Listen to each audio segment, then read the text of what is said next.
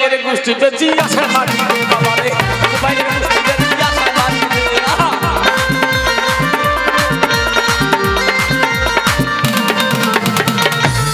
নমস্কার, ভালো আছেন তো? হইচই হবে না, হইচই হবে না, হট্টগোল হবে না, শান্তশিষ্ট পরিবেশ নিয়ে শুনবেন। শুনেন, ব্যাপার এই যে মোবাইলের কথা বললাম, এই বারে বারে মিস কল মেরে আমাকে জ্বালাতন করে মারল। তো এই মোবাইল, আমার মন বলে এই মোবাইলে যেমন উপকার আছে তার চেয়ে ক্ষতিকর সবচেয়ে বেশি আছে। এই মোবাইলের কারণে কত ঘর বাড়ি, কত সংসার ছেড়ে কত মা বোন ঘর থেকে পালিয়েছে। এই মোবাইলের কারণে কত মানুষের প্রাণ হারিয়েছে। যদি বলেন কেমন করে, এই কিছুদিন আগের একটা ঘটনা শুনেন। আমাদের এই মুর্শিদাবাদ জেলার যে বহরমপুর শহর আছে তা পেরিয়ে গিয়ে একটা নদী আছে, বালুরঘাট নদী, বালিরঘাট নদী। ওই নদীর গর্ভে একটা স্টেট বাস পাল্টে গিয়ে 46 জন মানুষের প্রাণ গিয়েছে। যদি বলেন কেমন করে গেল, ড্রাইভার এক হাতে মোবাইল আর এক হাতে স্টিয়ারিং। অনেকদিন বোর সাথে কথাবার্তা হয়নি, বাড়িতে ফোন লাগিয়েছে বকে, হ্যালো হ্যালো হ্যালো কেমন আছো গো, তোমার সাথে মেলা দিন দেখা হয়নি, মন খারাপ করছে। হ্যালো হ্যালো হ্যালো, নদীর গর্ভে স্টেট বাস গেল, 46 জন মানুষের প্রাণ গিয়েছে ভাই। তাই আমাদের মাননীয় মুখ্যমন্ত্রী শ্রীমতী মমতা বন্দ্যোপাধ্যায় বলছে, সেভ ড্রাইভ সেভ লাইফ, সাবধানে গাড়ি চালান, নিজের জীবনকে বাঁচিয়ে রাখেন। তাই তাহলে একটা ক্ষতির দিক দেখলেন, একটা সংসার ছেড়ে কত মানুষ চলে গেছে। তার কারণ কি জানেন? ধরেন আমি বিদেশে কাজে গেছি, এই কেরালায় কাজে গেছি, কেরালায় কাজে গিয়েছি। আমার বউকে রোজ ওই কেরালা থেকে ফোন করি, ফোন করতে করতে একদিন হঠাৎ করে আমার এই যে ফজলু ভাই লোক আছে, এর ফোন নাম্বারটা চলে গেছে ওই রং নাম্বারে আমার বউর কাছে। তারপরে কিন্তু বউ কিন্তু রং নাম্বারে ফোন পেয়েছে, ভালো কথাবার্তা শুনছে, হ্যালো হ্যালো হ্যালো অনেক কথাবার্তা হয়, হতে হতে কট লাইনে প্রেম শুরু হয়ে গেছে। হঠাৎ করে একদিনে বলছে যে গো তুমি চলে এসো সালার স্টেশনে, আমি ওখানেই থাকবো। বউ তার কথা শুনে বাড়ি সংসার ছেড়ে চলে এসছে সালার স্টেশন। তারপরে ওই ভাইয়ের হাত ধরে ঘর সংসার ছেড়ে পালিয়ে গেল, সংসার নষ্ট হইল। এই বন্ধুগণ, মোবাইল চালাবেন খুব সাবধানে চালাবেন, এই রং নাম্বারে কেউ কারো সংসার নষ্ট করবেন না এবং নিজের জীবনকে বাঁচিয়ে রাখবেন, সাবধানে ড্রাইভিং করবেন। তাই শুনেন, আমি আজ সারাদিন কিন্তু ভাই আমার দাদা বৌদির কাছে যাইনি। দাদা বৌদিকে বলে এসেছি আমি গান শুনতে যাবো, খাড়ি রাজা মেলা হচ্ছে, ওই মেলায় জয় মাতে যে অপেরা এসেছে ওই অপেরার গান শুনতে যাব। তো বাড়িতে যাইনি, হয়তো দাদা বৌদি আমাকে খোঁজাখুঁজি করবে। আমি এখন বাড়িতে যাব, দাদা বৌদি দেখবো কি করছে। দাদা বৌদি সহজে আমার খোঁজ খবর লাই না, কি জানে কি বুঝতে পারিনি, আমি ওদের শত্রু হয়ে দাঁড়িয়েছি। আর আমি যখন বাড়িতে থাকিনি দাদা বৌদি কিন্তু দারুণ কাজ করে, তাই দেখবো এই দাদা বৌদি আমার খোঁজ খবর নেয় কি নেয় না, হয় ওর একদিন কি আমার একদিন। ওরে বারে বারে মিস কল মারে শালি রে, মোবাইলের গোষ্ঠী বেশি আছড়া মারি রে বাবা রে, মোবাইলের গোষ্ঠী বেশি আছড়া মারি রে। আহা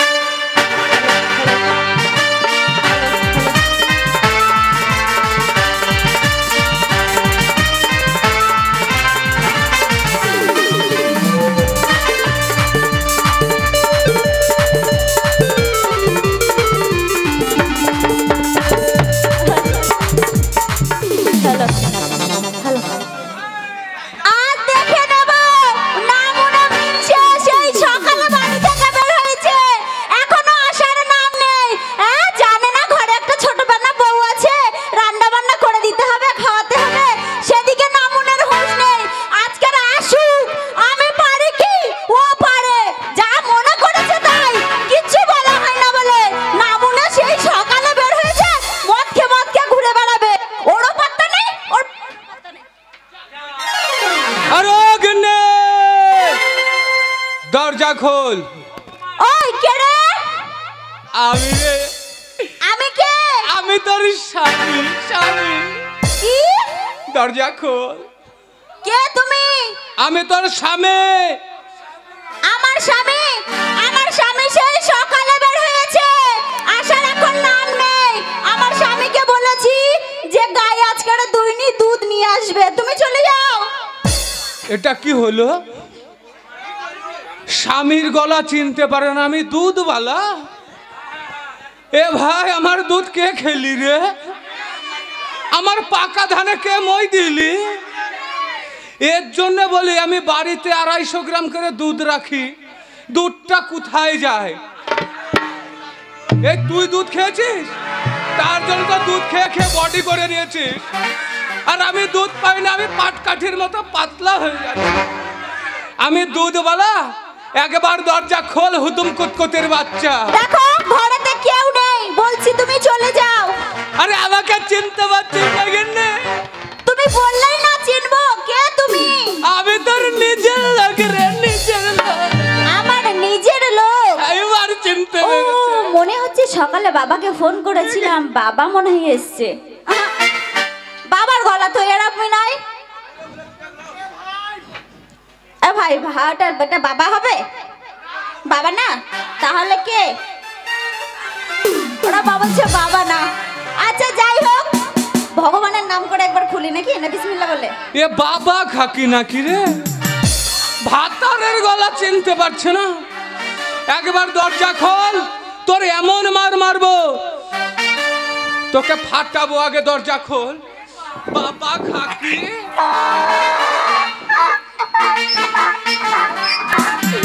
আচ্ছা ঠিক আছে, দরজা খুলছি। হ্যাঁ দরজা খোল। তুমি একটু সরে যাও। আমি সরবো?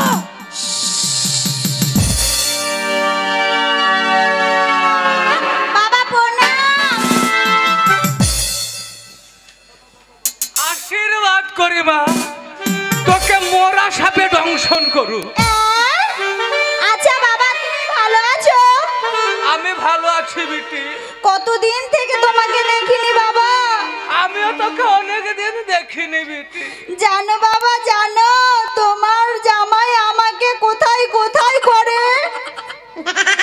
কি বললি? তোমার জামাই আমাকে কোথায় কোথায় করে তুমি জানো? ওই হারামজাদা জামাই তোকে কোথায় কোথায় করে? হ্যাঁ। এ কি করে বেটি? আর বলো না বাবা, আমি তোমাকে দেখাতে পারবো না। ও বেটি, বেটি রে, তুই যদি সেই জায়গা দেখাইতে না পারবি, আমি সেই জায়গায় মহলম লাগাবো কই করে বেটি রে। ও বাবা, বাবা গো, তোমার জামাই আমাকে রোজ করে বাবা গো। ও বেটি, বেটি গো, ওই উলা উঠো মুখ জামাই তোকে কি করে বেটি গো। আর বলো না বাবা, আমাকে এমন মেরে লাল করে দেয়, আমি কাউকে দেখাতে পারবো না, সব জায়গায় লাল করে। ওই হারামজাদা জামাই তোকে মারে? হ্যাঁ বাবা, হ্যাঁ। একবার আসুক জামাই, ওর একদিন কি আমার একদিন। আচ্ছা বাবা ঠিক আছে, যাই হয়েছে হয়েছে। হ্যাঁ, তুমি বাবা, মুখটা খুললো দেখি, ঘুমটাটা। ও বেটি, বেটি গো, এই মুখ দেখিস না বেটি গো। কেন বাবা, কেন? তোমাকে আমি কতদিন থেকে দেখিনি। এই মুখ যদি দেখিস বেটি, তোর চোখে দাঁত লেগে যাবে বেটি গো। ছি বাবা, চোখে আবার দাঁত থাকে নাকি? ওই স্লিপ করে গেছে, স্লিপ করে গেছে। ও, মুখ দেখবি বেটি? হ্যাঁ দেখাও। এই দেখ। না মনে, উলা উঠে। সকাল থেকে আমি খুঁজে খুঁজে বেড়াচ্ছি তোমাকে। পাটি মুখে। তুমি এসে নাটক করছো, নাটক। ও বাবা, তোমার বলছিস না? একদিনকে আমার একদিন। ভাগালো। কোথায় গেছিলে? তাই বলো। কোথায় গেছিলে? কোথায় গেছিলে তাই বলো। কিছু বলিনি বলে? দাঁড়া, দাঁড়া। কি মনে করেছো এ কি? দাঁড়া, দাঁড়া। কি আছে? নামা। কি নামাবো? বাপরে বাবা, আস্তে আস্তে কাপড় তো যেমন পালোয়ান কুস্তি লড়বে। আয় কুস্তি লড়বে। না না, আমি খুব মোটা মানুষ, পারবো না। ওই গেলে বলো। খারাপ কিছু মনে করিস না। তা তাহলে ওই দক্ষিণ পাড়ায় গিয়েছিলাম কি করতে? কুদ্দুসের মার দুধ লাগতে। হ্যাঁ? কুদ্দুসের মার দুধ লাগতে। কুদ্দুসের মা দুধ নাড়তে? হ্যাঁ। না মনে লোকের কাছে ওগুলো দুধ নাড়তে গেছো তো? এই এ ভাই তোর ভালো তোর করে ভাবি বলো। কেন? কি করতে গেছিল ওইদিকে? লোকের দুধ নাড়তে গেছো? আজ ঘরে সকাল থেকে বাজার ঘাট কিছু নেই, তোমার হুঁশ নেই, তুমি লোকের দুধ নাড়তে গেছো? মেরেই দিব, মেরেই ফেলে দেবো আজকে রে। যা মনে করেছে তাই, কিছু বলা হয় না বলে। ওই- ওই বদনামুখী, ওই কলসি মুখী, ওই হাড়ি মুখী, ঢেকরি মুখী। কি হয়েছে? কি হয়েছে? কি হয়েছে? তুমি লোকের দুধ নাড়তে যাচ্ছ, তার বেলা কিছু হচ্ছে না। তারা কিন্তু তুই খারাপ মনে করিস না। এই দেখো ওই দক্ষিণ পাড়ায় হ্যাঁ, দক্ষিণ পাড়ায়। সেই কুদ্দুসের দাদি, তো 80 বছরের যুবতী কন্যা, তো কি হয়েছে? সেই ঠাকুমা হয় আমার ঠাকুমা। তোমার ঠাকুমা? আমি রাস্তা দিয়ে হেঁটে যাচ্ছি, যাচ্ছি। আমাকে দেখতে বলছে ও না তুই এদিকে আয়, এদিকে আয়। আমি আস্তে আস্তে গেলাম, গেলে দেখ ঠাকুমা আমাকে কি বললো জানিস? কি বললো? বলছে নাতি আমি কাপড় তুলছি, তুই দুধলার। আবার সেই ভাষা খারাপ করে? আমার দোষ নাই তো, তো কার দোষ? ওই ঠাকুমার দোষ। কি করে ঠাকুমার দোষ হয়?